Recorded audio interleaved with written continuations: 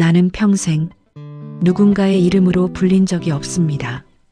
딸로 태어났지만 선택받은 적은 없었고, 아내가 되었지만 필요해진 적은 없었고, 시간이 흘러 할머니가 되었지만 기대받은 적은 없었습니다. 그렇게 조용히 아무도 부르지 않는 삶을 살았습니다. 그런데 인생의 끝에서 한 아이가 나를 불렀습니다. 너무나 따뜻한 단어였습니다. 나는 그날 60년 동안 단 한 번도 들어본 적 없는 이름을 처음으로 듣게 되었습니다. 이름이 아닌 호칭으로만 살았다. 사람이 태어나면 제일 먼저 받는 게 이름이라는데 나는 이상하게도 이름보다 호칭으로 더 오래 살았어요. 어릴 적엔 막내아였고 조금 크자 딸애아가 됐죠. 결혼하고 나서는 며느리였고 시간이 흐르자 고모가 됐어요. 세월이 다 지나서야 할머니가 됐습니다. 그 말들은 편했어요. 부르면 알아듣기 쉽고 불러도 책임이 없었으니까 그 속에 나는 없었죠. 다만 역할만 있었습니다. 우리 집은 조용한 집이었어요. 아버지는 말이 적었고 어머니는 말이 더 적었죠. 집안의 평온은 늘 참는 사람이 만들어냈고 그 참는 사람은 보통 여자였습니다. 내가 울거나 떼를 쓰면 어머니는 꼭 한마디를 덧붙이셨어요. 사람은 말이 많으면 복이 새는 거야. 그 말이 내 속에 오래 남았습니다. 나는 복이 새는 사람이 되고 싶지 않았어요. 그래서 마음이 새든지 말든지 입을 다물었죠. 학교에 다니며 나는 처음으로 내 이름을 또렷이 들었어요. 선생님이 출석을 부를 때면 잠깐이나마 내가 세상에 존재하는 느낌이 들었습니다. 아무개야. 그 소리가 좋았어요. 그런데 그때뿐이었죠. 집에 돌아오면 다시 역할이었습니다. 어머니를 돕고 부엌에서 그릇을 닦고 동생들 숙제를 봐주고 집안 어른이 오면 차를 내고 웃고 고개를 숙였어요. 나는 그렇게 잘 큰 아이가 되었습니다. 사람들이 칭찬할수록 더 조용해졌죠. 조용하면 사랑받는다고 믿었으니까요. 20살 무렵 집안 어른들이 모여 앉아 내 이야기를 했어요. 나는 방 안에서 그릇을 닦으며 마치 남의 이야기를 듣듯 들었습니다. 그 집이 괜찮다더라. 성실한 집안이라더라. 나쁜 소문은 없더라. 그 말들 사이에 내 마음은 없었어요. 어른들은 모이면 늘 자기 일처럼 적극적으로 관심을 갖고 조언들을 하곤 했죠. 어느 날 어머니가 내 방으로 들어와 앉더니 아주 단호한 목소리로 말씀하셨죠. 너 사람은 때가 있어. 좋은 때에 가야 편하다. 나는 고개를 끄덕이며 대답했습니다. 사실은 아무것도 모르면서 편하다는 말을 그냥 믿었습니다. 그 말이 내 인생의 첫 번째 미끼였다는 걸 그때는 몰랐죠. 결혼식 날 나는 웃었어요. 웃어야 예쁘다고들 했거든요.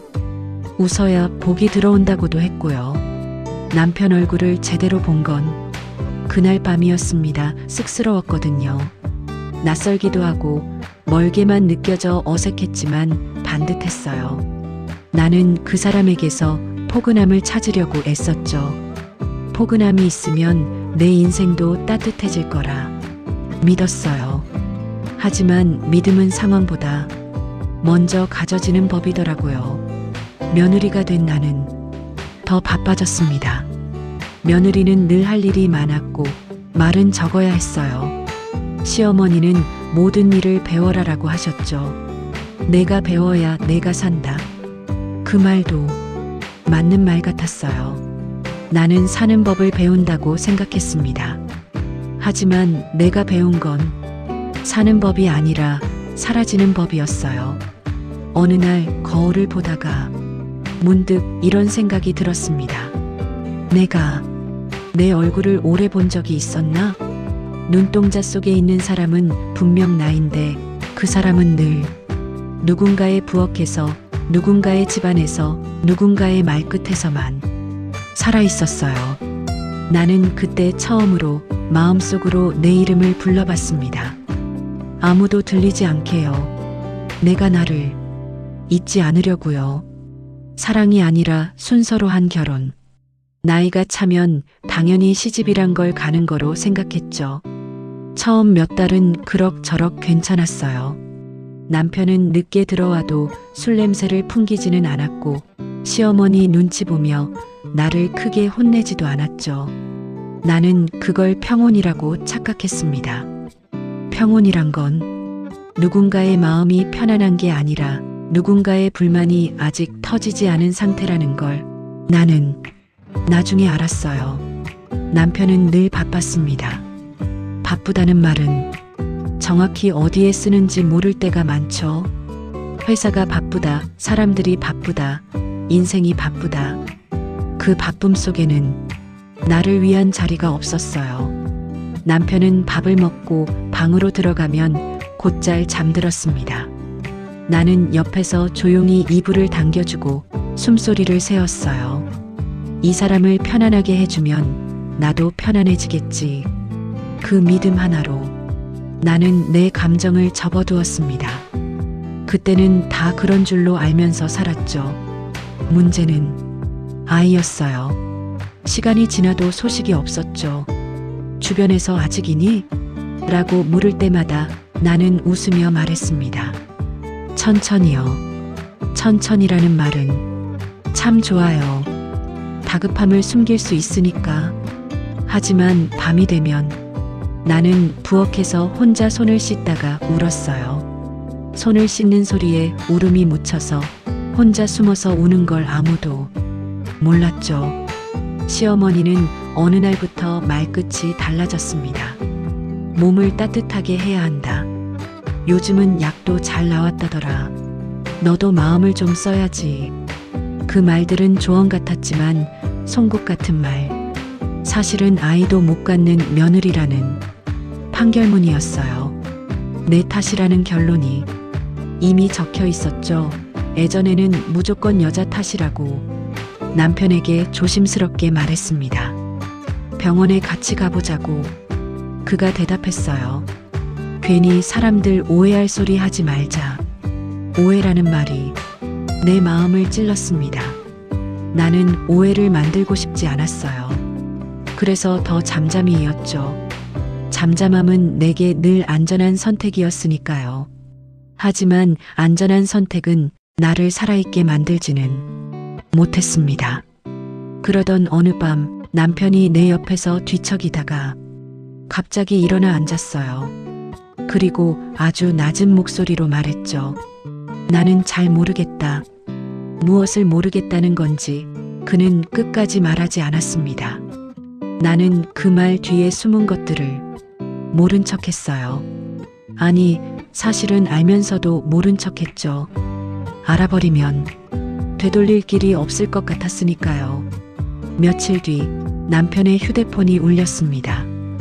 부엌에 둔 채로 샤워하러 들어갔던 참이었죠. 나는 일부러 보지 않으려 했어요.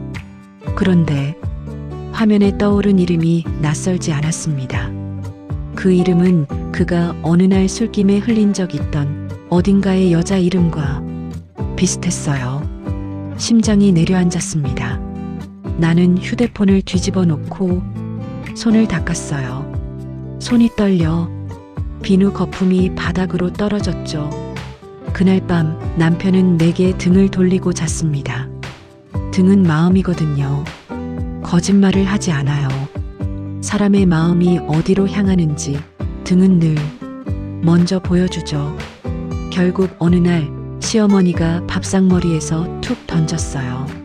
너희 애는 언제 낳을 거냐? 남편이 젓가락을 내려놓았습니다. 그리고 말했죠. 어머니, 나중에요. 그 나중은 너무 멀리 있었어요. 나는 그 자리에서 아무 말도 하지 않았습니다. 말을 하면 울음이 나올 것 같아서, 울음이 나오면 더 초라해질 것 같아서요. 그날 밤 나는 처음으로 생각했어요. 내 인생이 결혼해서 사는 이 삶이 정말 내 것이 맞나? 결혼은 시작이 아니라 내 자리가 줄어드는 과정이었습니다. 그리고 아주 오랜 뒤에야 나는 인정했어요. 나는 사랑으로 결혼한 게 아니라 누군가가 정해준 순서로 결혼했다는 것을. 아이 없는 집은 조용합니다.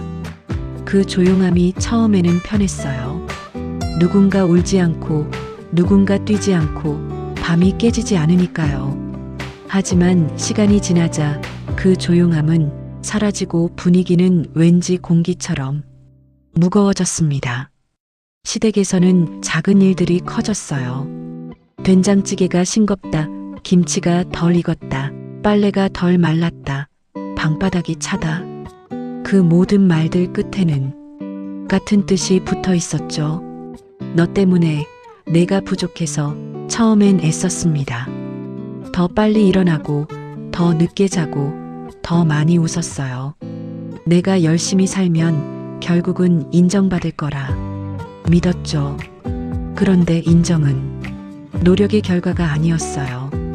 인정은 마음의 자리였습니다. 그들의 마음에는 이미 내 자리가 작았어요.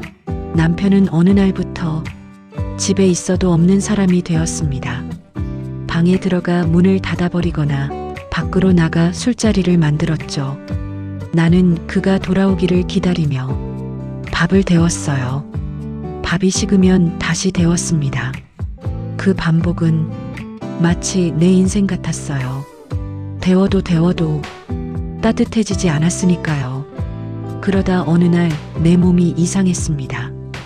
어지럽고 숨이 찼어요. 병원에 갔죠. 의사는 내가 몸을 너무 혹사했다고 했어요. 스트레스가 많으신가 봐요. 나는 웃으며 말했습니다. 그냥 살다 보면요. 살다 보면이라는 말은 참 편리해요. 적당히 둘러댈 때 쓰는 말이죠. 내가 겪는 일을 평범한 일로 만들어주니까.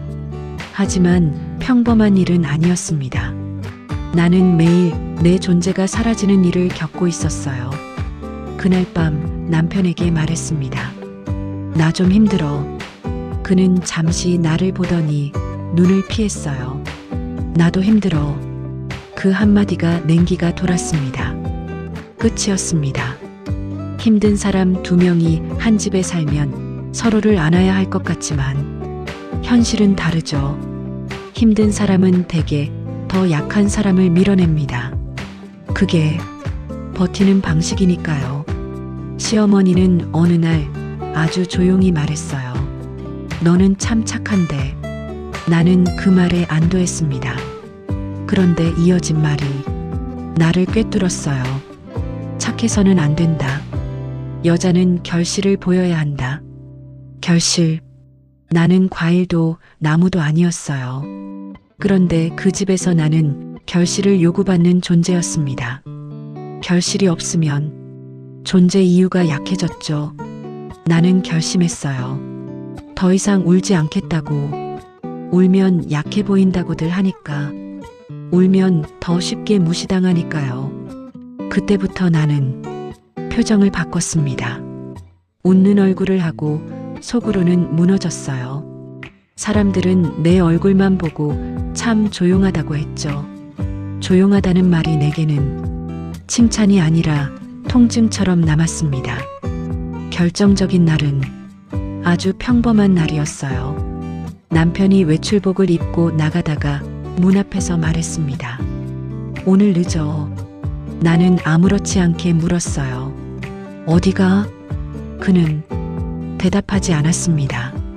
대답하지 않는다는 건 설명할 마음이 없다는 뜻이죠. 그 순간 나는 알았어요. 내가 이 집에서 할 수 있는 건 기다리는 것뿐이라는 걸. 그날 밤 나는 짐을 싸지는 않았습니다. 대신 작은 수첩을 꺼냈어요. 그리고 처음으로 내 마음을 글로 적었죠. 나는 지금 여기에 있지만 나를 찾는 사람은 없다. 글을 쓰고 나니 숨이 조금 쉬어졌어요. 세상에 아무도 내 말을 들어주지 않아도 종이 위에서는 내 마음이 존재할 수 있었으니까요. 그때부터였습니다. 내가 내 인생을 다시 찾으려는 마음이 아주 조금씩 그러나 분명하게 움트기 시작했습니다. 돌아갈 곳은 있었지만 머물 자리는 없었다. 짐을 싸서 집을 나오는 날은 생각보다 담담했습니다. 눈물도 없었고 아무 말도 없었어요. 그저 늘 입던 옷을 입고 늘 쓰던 가방을 들었죠. 마치 잠깐 외출이라도 하는 사람처럼. 남편은 그도 역시 아무 말도 하지 않았어요. 말을 하지 않는 것도 하나의 선택이라는 걸 나는 그때 배웠습니다. 붙잡지 않는다는 건 이미 마음이 떠났다는 뜻이었죠. 나는 친정으로 돌아갔어요. 돌아갈 집이 있다는 사실은 다행이었습니다. 하지만 그 집에서 머물 자리가 있는지는 다른 문제였어요. 오빠네 집 마루에 앉아 밥을 먹을 때면 숟가락 소리가 유난히 크게 들렸습니다. 사람들 웃음 사이에서 나는 항상 한 박자 늦게 웃었어요. 괜히 방해가 될까봐, 괜히 분위기를 깨뜨릴까봐요. 힘들었지. 사람들은 그렇게 말했습니다. 그 말은 위로 같았지만 그 뒤에 따라오는 침묵이 더 힘들었어요. 힘들었지 라는 말 뒤에는 더 이상 묻지 않겠다는 뜻이 숨어 있었으니까요. 나는 집안일을 자처했습니다. 아침에 제일 먼저 일어나 밥을 했고 저녁에 제일 늦게 잠자리에 들었어요. 누군가에게 부담이 되지 않기 위해 스스로를 더 투명하게 만들었죠. 하지만 투명해질수록 사람들은 내가 거기 있다는 걸 잊었습니다. 아, 너 있었지. 그 말이 농담처럼 오갈 때마다 내 마음은 조금씩 달아갔어요. 어느 날 밤 방 안에서 혼자 앉아 있다가 문득 생각했습니다. 나는 다시 이름이 아니라 호칭으로 살고 있구나. 이번엔 며느리도 아내도 아니었어요. 그저 같이 사는 사람이었죠. 그 집에서 나는 조심해야 할 존재였습니다. 아픈 소리를 해도 안 되고 외로운 티를 내도 안 됐어요. 괜히 분위기를 무겁게 만드는 사람이 되기 싫었으니까요. 그래서 더 조용해졌습니다. 사람들은 그걸 배려라고 불렀어요. 하지만 배려는 늘 가장 약한 사람이 먼저 배우는 기술이었습니다. 낮에는 괜찮았어요. 해가 있고 할 일이 있고 사람들 목소리가 있었으니까요. 하지만 밤이 되면 달랐습니다. 벽 하나 너머로 들리는 가족들의 웃음소리, 텔레비전 소리, 아이들 제잘거리는 소리. 나는 그 소리들을 들으며 내가 그 안에 없다는 걸 확인했어요. 어느 날 밤엔 화장실에 가려다가 거실에 불이 켜진 채로 있는 걸 봤습니다. 올케가 소파에 앉아 텔레비전을 보고 있었어요. 나는 슬며시 지나가려다가 멈췄습니다. 자러 안 가? 올케가 물었어요. 나는 웃으며 대답했죠. 응, 금방 갈게. 그리고 다시 방으로 돌아왔습니다. 사실은 잠이 안 왔거든요. 하지만 그 말을 할 수가 없었어요. 잠이 안 온다고 하면 왜 안 오냐고 물을 것 같아서 왜 안 오냐고 물으면 대답해야 하니까요. 외롭다고, 무섭다고, 앞이 안 보인다고 그런 말들을 나는 할 수가 없었습니다. 결국 나는 작은 방 하나를 얻었어요. 아무도 눈치 주지 않는 공간, 아무도 말을 걸지 않는 공간. 외로웠지만 숨은 쉬어졌습니다. 처음 이사 온 날 짐을 풀고 방 한가운데 앉았어요. 아무것도 없는 방, 아무 소리도 들리지 않는 방. 그제야 울었습니다. 소리내서 울 수 있다는 게 이렇게 안도가 될 줄은 몰랐어요. 밤이 되면 방 안은 너무 조용해서 시계 초침 소리까지 들렸습니다. 째깍, 째깍, 째깍. 그 소리를 들으며 나는 생각했어요. 이제 정말 혼자구나. 처음 며칠은 무서웠습니다. 혼자 밥을 먹고, 혼자 자고, 혼자 깨는 게 누군가 내 이름을 부르지 않으면 내가 정말 존재하는 건지 확신이 서지 않았어요. 하지만 시간이 지나자 이상한 일이 일어났습니다. 무서움이 조금씩 사라지기 시작한 거예요. 그때부터였습니다. 내가 내 하루를 내가 책임지기 시작한 건 아침에 일어나면 창문을 열고 햇빛을 봤어요. 밥을 해먹고 설거지를 하고 걸레질을 했습니다. 누가 시키지 않아도 누구 눈치를 보지 않아도 되는 일들이 이상하게도 마음을 편하게 했어요. 내가 닦은 그릇은 깨끗했고 내가 세탁한 빨래는 뽀송뽀송했고 내가 쓴 방은 따뜻했습니다. 어느 날은 시장에 나갔어요. 혼자서 장을 보다가 생선 가게 앞에 섰습니다. 고등어가 싱싱해 보였어요. 이거 주세요. 내가 말했습니다. 장사하는 아주머니가 물었어요. 몇 마리? 나는 잠시 생각하다가 대답했죠. 한 마리요.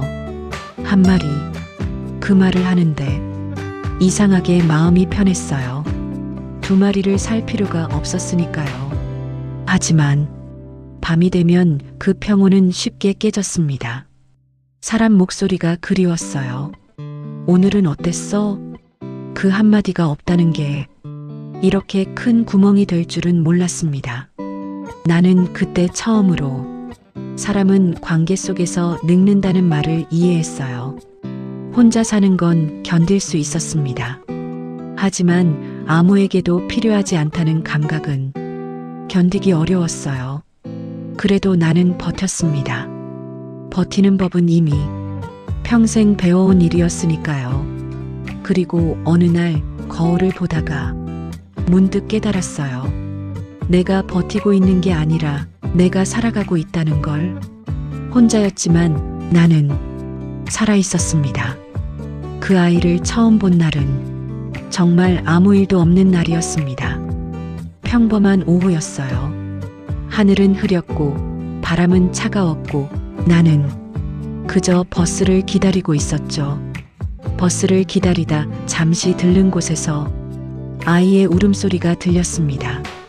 유난히 작고 끊어질 듯한 울음이었어요. 사람들은 잠깐 쳐다보다 이내 시선을 돌렸습니다. 아이 울음은 흔하니까요. 흔한 일에는 아무도 오래 머물지 않죠. 그런데 나는 발걸음이 떨어지지 않았어요. 이상했습니다. 그 울음이 내 귀에만 크게 들리는 것 같았거든요. 마치 누군가 나를 부르는 것처럼. 아이 곁에는 어른이 있었어요. 하지만 그 어른의 얼굴에는 지친 표정만 남아 있었습니다.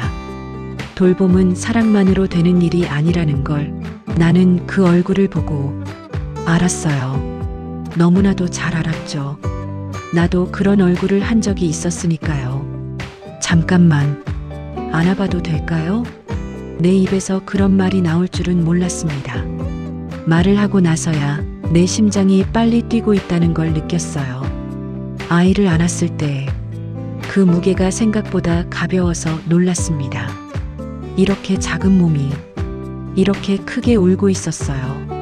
아이는 울음을 멈추지 않았지만 내 품에서 조금 느려졌습니다. 그 느려짐이 내 마음까지 천천히 풀어주었어요. 아이가 좀 아파요. 어른이 말했습니다. 그 말에는 설명보다 포기가 더 많이 담겨 있었어요. 나는 고개를 끄덕였습니다. 괜히 더 묻지 않았어요. 묻는 순간 내가 더 깊이 들어가게 될까봐, 내가 빠져나올 수 없게 될까봐요. 그날 이후로 나는 가끔 그 아이를 떠올렸습니다. 이상하게도 혼자 있는 밤마다 그 아이의 울음소리가 생각났어요. 작은 손이 생각났고 따뜻했던 무게가 생각났습니다. 그리고 내 품에서 조금 조용해졌던 그 순간이 나는 스스로에게 말했어요. 그냥 지나가는 일이야. 한 번 만난 아이일 뿐이야. 하지만 마음은 말을 듣지 않았습니다. 며칠 뒤 나는 다시 그곳을 찾았어요. 핑계를 만들었습니다. 지나가는 길이라서. 사람은 스스로에게 거짓말을 참 잘하죠. 아이의 얼굴은 여전히 작았고 눈은 유난히 컸습니다. 세상을 경계하는 눈이었어요. 이 작은 사람이 벌써 세상을 경계하다니, 그 생각에 가슴이 아팠습니다. 나는 다시 아이를 안았어요. 이번엔 울지 않았습니다. 그냥 조용히 내 품에 안겨 있었죠. 그 사실이 나를 더 불안하게 만들었어요. 이러다 내가 마음을 주면 어떡하지? 나는 늘 마음을 주지 않는 쪽을 선택하며 살아왔습니다. 마음을 주면 언젠가는 빼앗기니까요. 마음을 주면 상처를 입으니까. 마음을 주면 다시 혼자가 될 때 더 아프니까요. 그래서 나는 조심스럽게 선을 그었습니다. 잠깐이면 돼. 지나치게 마음 쓰지 말자. 나는 그저 지나가는 사람일 뿐이야. 하지만 마음은 말을 듣지 않았어요. 아이는 어느 순간부터 내 손을 찾았습니다. 작은 손이 내 손가락을 꼭 붙잡았어요. 그 감촉이 너무 오래 기억 속에 남았습니다. 부드럽고 따뜻하고 간절했어요. 집으로 돌아오는 길, 나는 버스 창에 비친 내 얼굴을 봤습니다. 그 얼굴이 낯설게 보였어요. 외롭지 않은 얼굴이었습니다. 조금 살아있는 얼굴이었죠. 언제부터였을까요? 내가 거울을 보면서 살아있다는 생각을 하지 못한 게, 어느 날 밤 나는 아이에게 줄 작은 옷을 샀습니다. 가게를 지나다가 발걸음이 멈춰졌어요. 노란색 옷이었어요. 작고 부드럽고 따뜻해 보이는. 계산을 하면서 점원이 물었습니다. 선물이세요? 나는 잠시 망설이다가 대답했어요. 네, 선물이요. 누구에게 주는 선물인지 나도 정확히는 몰랐습니다. 그날 밤 나는 잠들기 전에 생각했어요. 이건 우연일까? 아니면 내 인생이 나에게 주는 아주 늦은 기회일까? 답은 없었습니다. 하지만 분명한 건 하나였어요. 그 아이를 만난 이후로 내 하루는 조금씩 달라지고 있었습니다. 아침에 눈을 뜨면 오늘 아이가 잘 있을까 생각했고, 밥을 먹으면 아이는 밥을 잘 먹고 있을까 궁금했고, 밤이 되면 아이가 편히 잠들었을까 걱정이 됐어요. 내 인생이 나에게 주는 아주 늦은 기회일까? 답은 없었습니다. 하지만 분명한 건 하나였어요. 그 아이를 만난 이후로 내 하루는 조금씩 달라지고 있었습니다.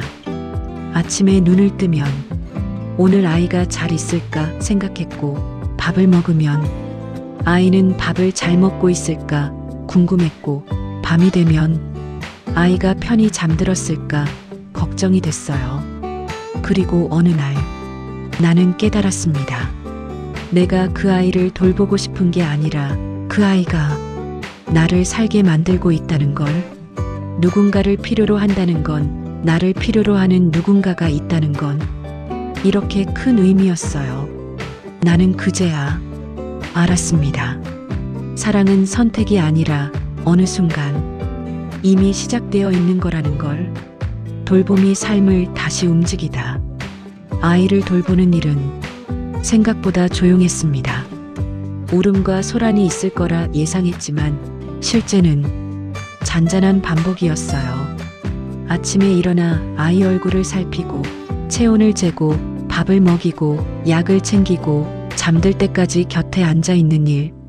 특별할 것 없는 하루였는데 그 하루가 나를 다시 움직이게 했습니다. 나는 다시 아침에 눈을 떴어요. 이전에도 눈은 떴지만 그땐 살아야 해서였고, 지금은 할 일이 있어서였습니다. 그 차이가 이렇게 큰 줄 몰랐어요. 아이의 병은 오래된 것이었습니다. 당장 나아질 수 있는 상태는 아니었어요. 병원에서는 시간이 필요합니다라는 말을 반복했죠. 시간. 나는 그 말에 익숙했습니다. 내 인생 전체가 그 말 하나로 설명될 수 있었으니까요. 하지만 이번엔 달랐어요. 그 시간이 무겁지만은 않았습니다. 아이와 함께 보내는 시간은 기다림이기도 했지만 동시에 살아가는 시간이기도 했으니까요. 아이를 데리고 병원에 다녀오는 길 버스 안에서 아이가 잠들면 나는 창밖을 오래 바라보았습니다. 지나가는 사람들, 변해가는 계절, 높은 하늘. 그동안 너무 오랫동안 내 앞만 들여다보며 살았다는 걸 그때 알았어요. 세상은 여전히 움직이고 있었고 나도 그 안에서 다시 움직이고 있었습니다. 사람들은 종종 내게 말했어요. 힘들지 않으세요? 나는 고개를 저었습니다. 거짓말은 아니었어요. 힘든 건 맞지만 이상하게도 버틸 수 있었습니다. 아이의 숨소리가 내 마음을 붙잡아주고 있었거든요. 밤에 들리는 작은 숨소리, 아침에 만지는 작은 손, 그 모든 게 나를 지탱해 주었어요. 밥을 차릴 때면 양이 조금 늘었습니다. 아이를 위해 만든 반찬을 나도 같이 먹었어요. 계란찜도 만들고 미역국도 끓이고 과일도 깎았습니다. 몸이 조금씩 달라졌어요. 오래 잊고 지냈던 식욕이 돌아왔습니다. 거울을 보면 얼굴에 생기가 돌았고 아침에 일어나면 몸이 가볍게 느껴졌어요. 누군가를 위해 밥을 짓는다는 게 이렇게 나를 살게 만드는 일인 줄은 몰랐습니다. 밤이 되면 아이 곁에 앉아 조용히 이야기를 했어요. 아이는 잘 알아듣지 못했지만 나는 계속 말했습니다. 말을 하다 보니 내 목소리가 다시 내 귀에 들렸어요. 오늘은 해가 참 좋았어. 내가 웃으니까 할머니도 좋다. 내일은 날씨가 어떨까? 그렇게 작은 말들을 건네다 보면 아이가 가끔 내 손을 꼭 쥐어주곤 했습니다. 할머니라는 말이 그때는 아직 낯설지 않았어요. 그저 내가 익숙한 역할 중 하나였으니까요. 하지만 분명한 변화가 있었습니다. 이번엔 그 역할이 나를 지우지 않았어요. 오히려 나를 채워주고 있었습니다. 어느 날 밤 아이가 잠든 뒤에 혼자 앉아 있었어요. 잔잔한 숨소리가 들렸고 작은 가슴이 오르락 내리락 했죠. 나는 그 모습을 한참 바라보다가 문득 깨달았습니다. 내가 이 아이를 돌보고 있는 게 아니라 이 아이가 나를 다시 살게 만들고 있다는 걸. 나는 더 이상 하루를 흘려보내지 않았어요. 하루가 지나면 오늘은 무슨 일이 있었지 하고 생각하게 되었습니다. 아이가 오늘 뭘 먹었는지, 어떤 표정을 지었는지, 어디가 아팠는지, 어디가 나아졌는지, 그 작은 일들이 내 하루를 의미 있게 만들었어요. 돌봄은 나를 지치게도 했습니다. 밤에 깨야 했고, 항상 신경을 써야 했고, 내 시간은 없었죠. 하지만 그보다 더 많이 나를 다시 사람으로 만들고 있었어요. 필요한 사람이 있다는 것, 내가 할 수 있는 일이 있다는 것, 오늘이 의미 있다는 것. 그 모든 것이 나를 살게 만들었습니다. 어느 날 시장에서 장을 보다가 과일 가게 앞에 섰어요. 딸기가 빨갛게 익어 있었습니다. 나는 딸기를 샀어요. 아이가 좋아할 것 같아서 집으로 돌아오는 길 비닐봉지를 들고 걸으면서 나는 생각했습니다. 이게 행복인가? 크지 않았어요. 거창하지도 않았습니다. 하지만 분명히 따뜻했어요. 나는 그날 알았습니다. 인생은 다시 시작될 수 있다는 걸. 늦었다고 생각했던 순간에도 새로운 의미는 찾아온다는 걸. 그리고 그 의미는 때로 아주 작은 생명의 손을 잡는 것만으로도 충분하다는 걸. 서로의 버팀목이 되다 아이와 함께 지낸 시간이 쌓이면서 나는 알게 되었습니다. 내가 아이를 버티게 하는 게 아니라 아이도 나를 붙잡고 있다는 걸. 아이가 아픈 날이면 나는 괜히 더 단단해졌어요. 내가 무너지면 아이도 무너질 것 같아서 어깨를 펴고 목소리를 밝게 하고 괜찮아, 다 괜찮을 거야 라고 말했습니다. 하지만 사실은 나도 무서웠어요. 이 작은 생명이 힘들어할 때 나는 어떻게 해야 할지 모를 때가 많았죠. 그런데 어느 날 내가 먼저 무너진 적이 있었습니다. 병원에서 돌아오는 길 버스 안에서 갑자기 숨이 막혔어요. 이유 없는 눈물이 올라왔습니다. 너무 많은 날들이 한꺼번에 밀려왔어요.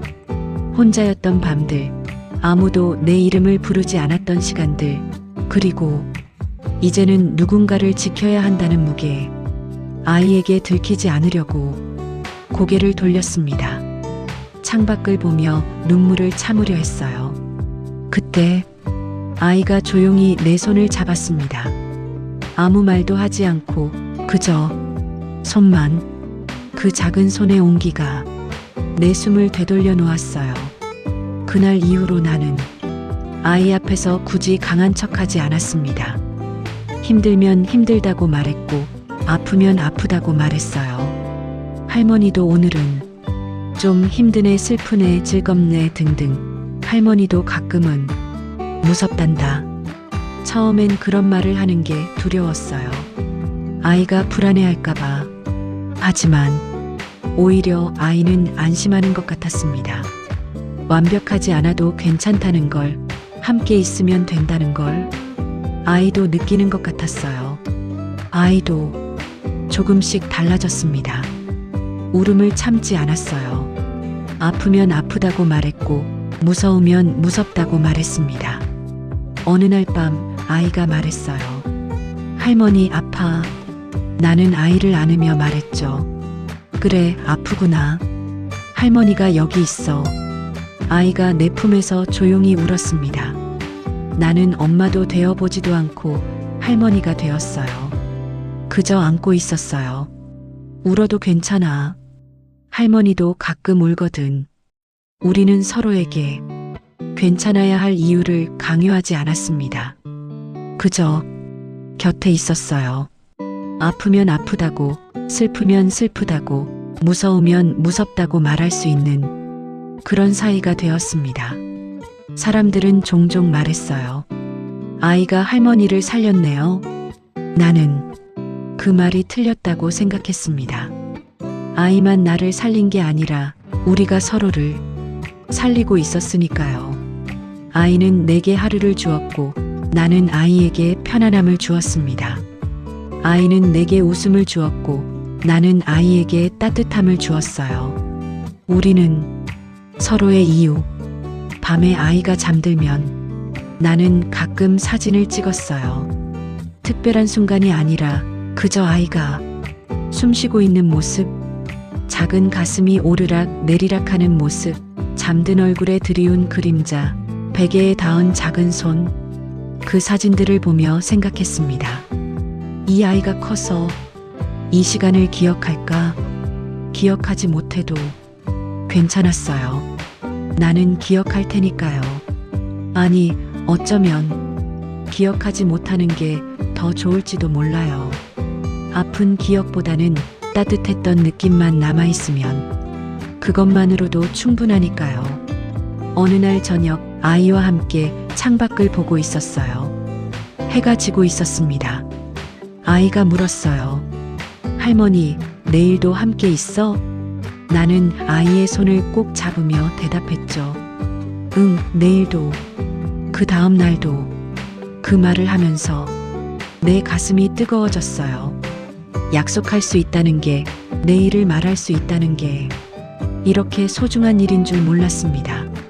내 인생에서 처음으로 함께 늙는 사람이 생겼어요. 그게 이렇게 큰 의미일 줄은 정말 몰랐습니다.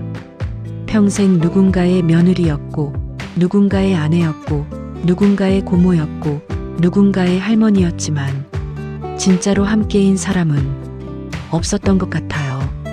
하지만 지금은 달랐습니다. 이 아이와 나는 서로의 버팀목이었어요. 어느 날 아침 아이가 처음으로 혼자 일어나서 내 방으로 왔습니다.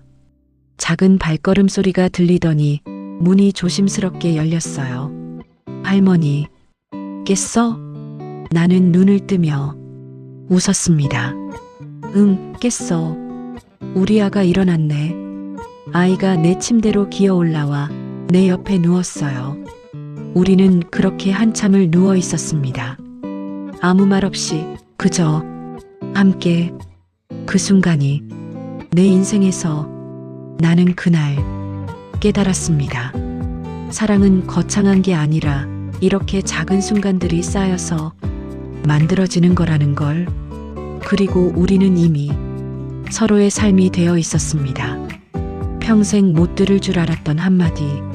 그날은 정말 평범한 날이었습니다. 해가 특별히 맑지도 않았고 흐리지도 않았습니다. 몸의 컨디션도 유난히 좋은 것도 아니었죠. 아이는 병원 진료를 마치고 집으로 돌아와 소파에 앉아 있었습니다. 나는 부엌에서 물을 끓이고 있었지요. 그때였습니다. 아이의 목소리가 들렸어요. 엄마. 나는 순간 잘못 들은 줄로 알았습니다.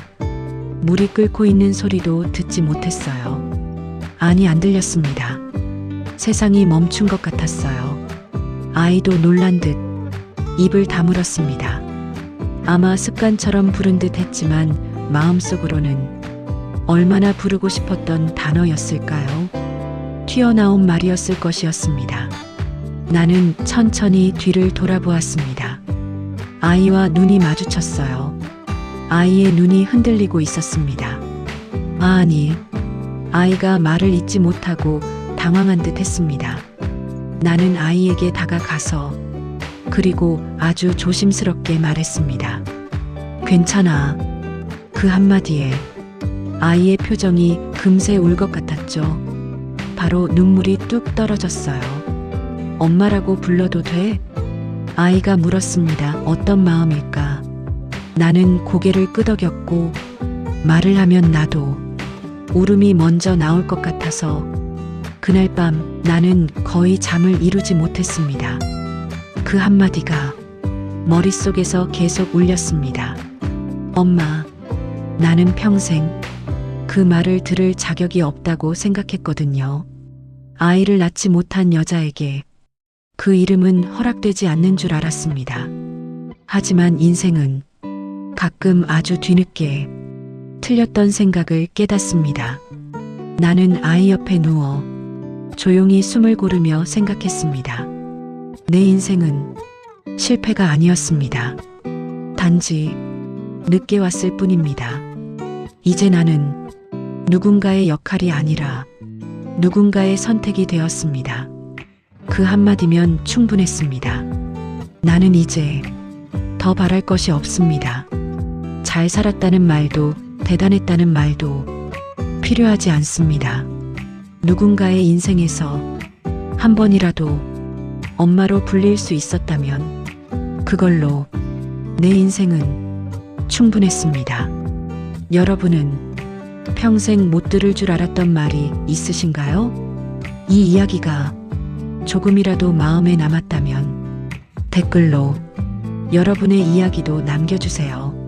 한 분, 한 분의 인생도 충분히 소중합니다.